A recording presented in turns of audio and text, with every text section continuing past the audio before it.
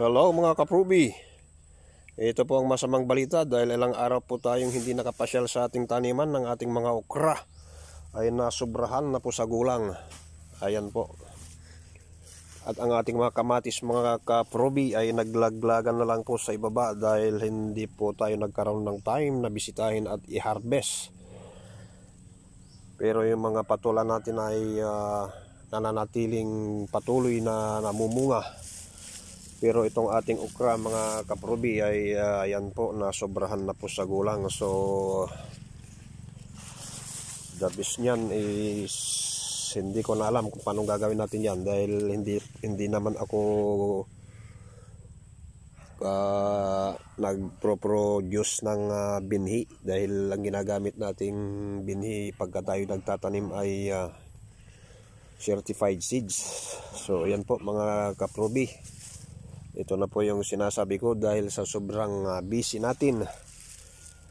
Sa ngayon ay hindi na po natin nahabol yung tamang pagpitas ng okra natin ay lumagpas na. So marami na po ang tumigas o nasubrahan na po sa gulang.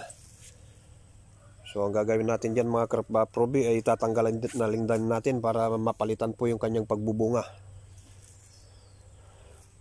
Ito naman po mga kaprubi, nagpapakitang gilas na rin itong ating singkamas dahil siya po ay nag-produce na po ng bulaklak.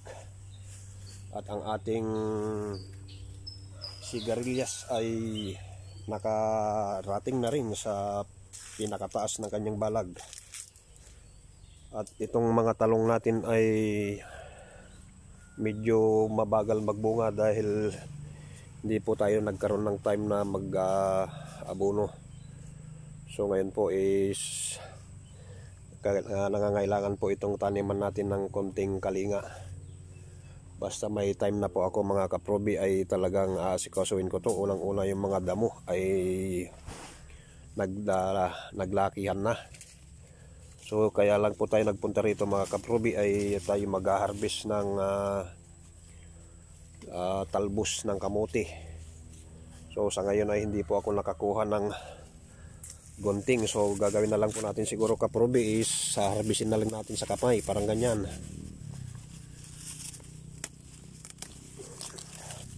Ayan mga kaprubi, nasobrahan na po sa gulang. Yung ating sili naman pong Taiwan ay nagpapakita na rin ng biyaya. So kailangan po nitong ating taniman mga kaprubi ay pagkalinga talaga. So yun lang mga kaprubi at tayo mag-harvest muna ng talbos ng kamuti para maisahog sa sinigang na isda. So yun lang po mga kaprubi, na-share ko lang po sa inyo kung ano pong nangyari sa aking konting taniman. At ngayon ay kailangan nating magsagawa ng operation linis at kailangan natin mag-apply ng fertilizer. So maraming salamat po mga kaprubi sa inyong panonood.